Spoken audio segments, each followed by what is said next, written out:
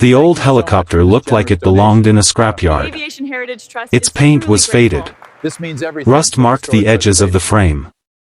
One of the side windows had been replaced with a cloudy plastic panel years ago.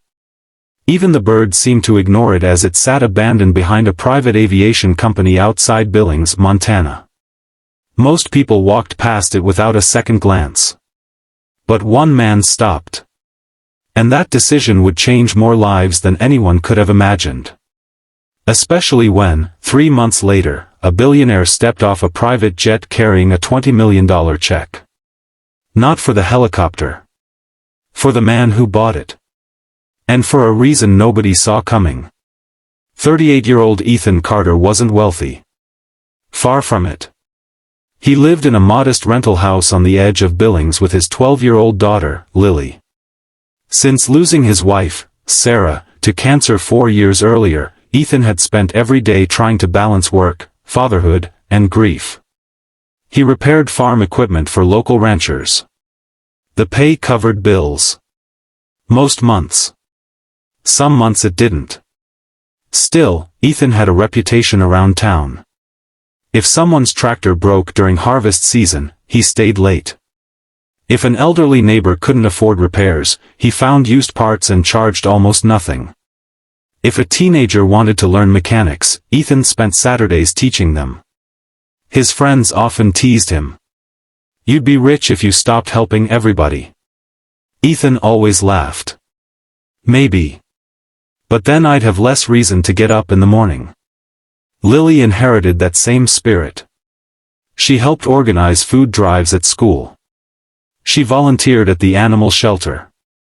And every birthday, she asked for donations instead of presents. One evening while driving home from a repair job, Ethan noticed a large sign near the local airport.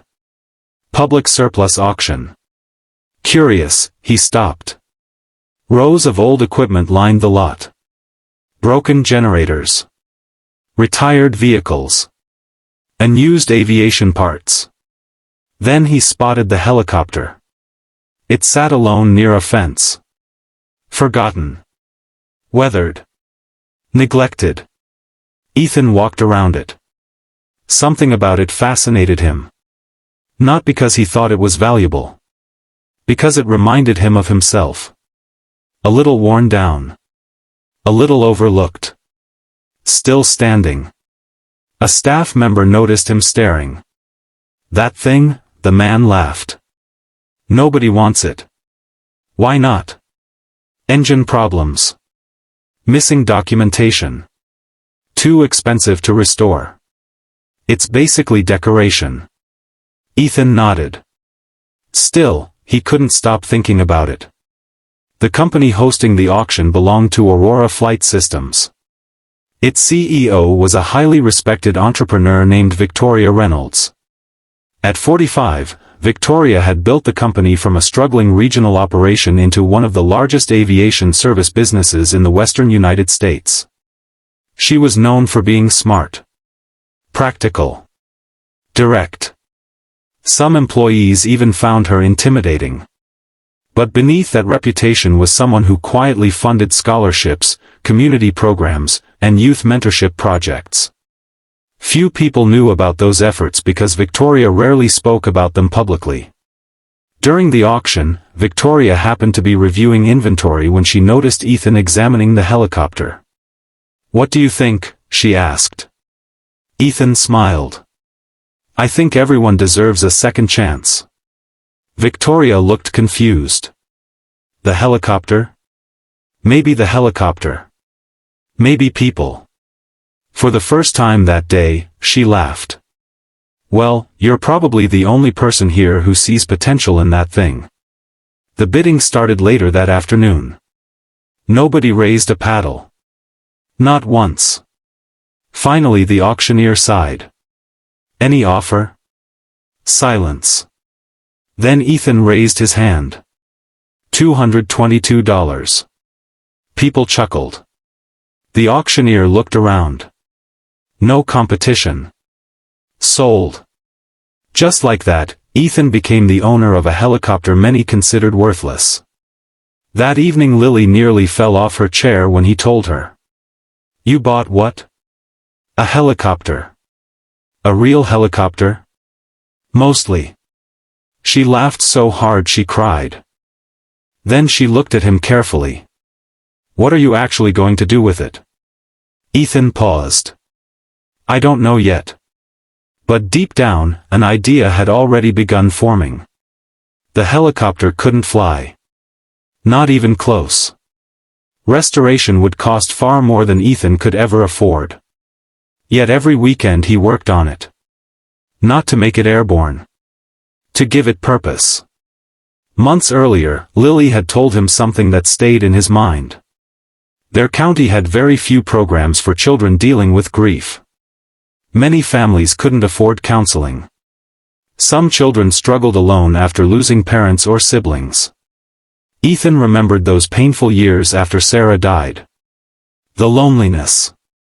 The confusion. The feeling that nobody understood. Looking at the helicopter, an unusual vision appeared. What if it became a place for kids? A safe space. A symbol that broken things, and broken hearts, could still matter. With permission from the airport, Ethan parked the helicopter on donated land beside a small community center. Friends volunteered. Local painters helped. Carpenters built benches inside. Teachers donated books. Artists created colorful murals. Children painted messages on the exterior. Hope takes flight. You are not alone. Keep going. Soon the helicopter transformed into something entirely different.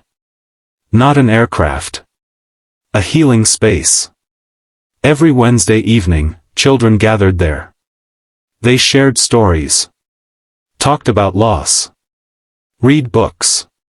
Made art. Laughed. Cried. Connected. Parents noticed changes. Children who barely spoke started opening up. Others formed friendships. Some smiled for the first time in months. The project became known throughout the county as the Flight Room. And nobody charged a dime. One afternoon Victoria Reynolds drove by unexpectedly. She hadn't thought about the helicopter since the auction. When she saw it surrounded by children, she pulled over. For nearly an hour she watched from a distance. She saw Ethan listening to a young boy talk about losing his father. She saw volunteers helping families.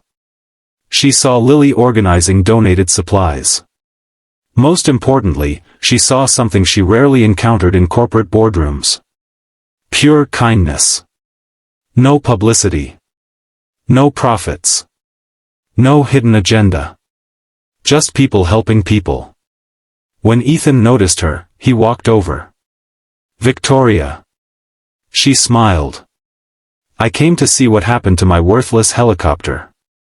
Ethan laughed. Turns out it wasn't worthless. Victoria looked at the children. No. It wasn't.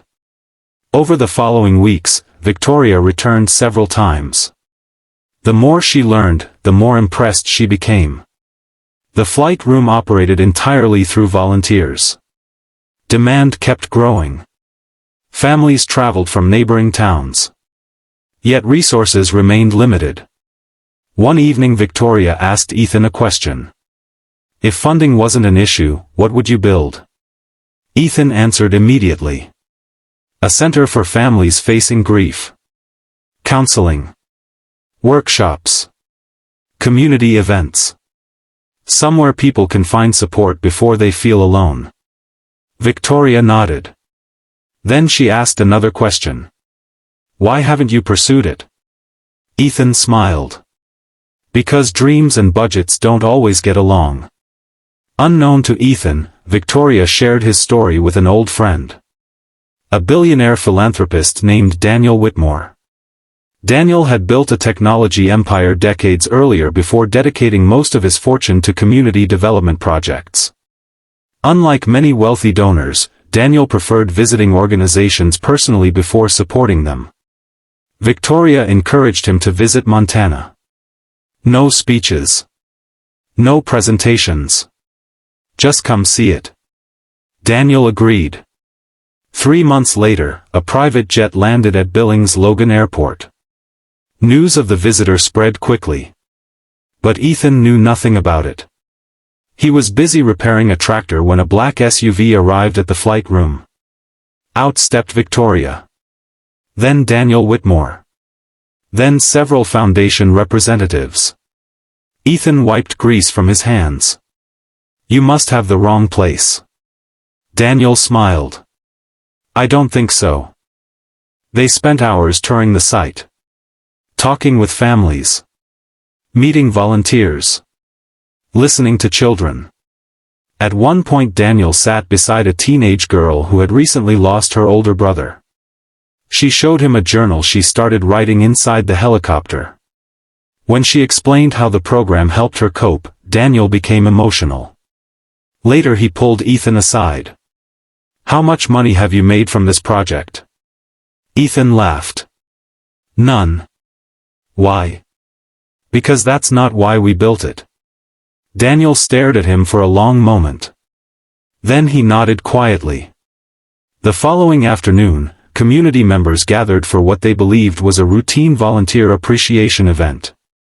Nobody expected anything unusual. Children played outside. Families shared food. Volunteers chatted beneath a large tent. Then Victoria stepped onto a small stage. She thanked everyone for their efforts. Afterward she invited Daniel to speak. The billionaire approached the microphone. I'm fortunate enough to meet many successful people, he began. I meet innovators. Executives. Investors. He paused. But success isn't measured only by what you build for yourself. The crowd grew silent. Daniel looked toward Ethan. Sometimes success is measured by what you build for others. Ethan shifted uncomfortably. He didn't enjoy attention. Daniel continued. A man bought a helicopter everyone called worthless. Laughter spread through the audience. He could have ignored it. Instead he transformed it into hope. Several parents wiped away tears. Daniel then reached behind the podium. He pulled out an oversized check. The crowd gasped. $20 million.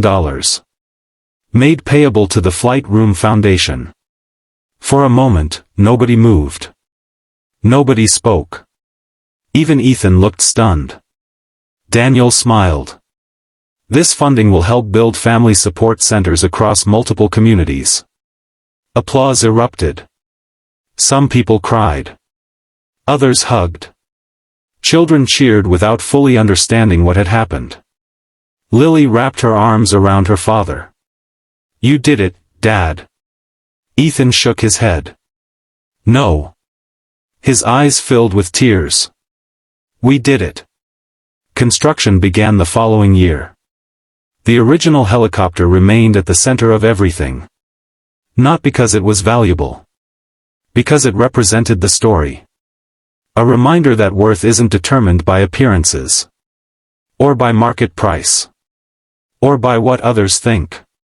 The flight room expanded into several counties. Thousands of families received support. Counseling programs launched. Youth mentorship initiatives grew. Community volunteers multiplied. And every news center featured a small plaque with a simple message. Kindness gives ordinary things extraordinary purpose. Years later, visitors still asked about the helicopter. They often expected a story about hidden treasure or mechanical restoration. Instead they learned something much more meaningful. The helicopter never flew. Not once. Its engine was never repaired. Its value never came from aviation. Its value came from bringing people together. And that made it priceless. The deepest lesson wasn't about money. The $20 million check was impressive.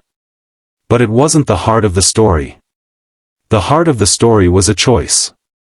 A choice to see potential where others saw failure.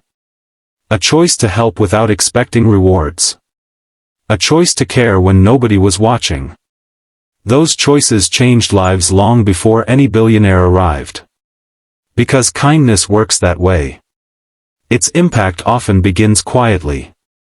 A conversation. A helping hand. A small act of compassion. You may never know how far those moments travel. But they matter. Sometimes more than you can imagine. And sometimes the things the world calls worthless turn out to be exactly what someone needs to find hope again. The old helicopter still sits there today in this fictional story's world. Painted bright with children's artwork. Filled with memories. Surrounded by laughter. A symbol that second chances aren't just for machines. They're for people too. And when kindness takes flight, there's no limit to where it can go.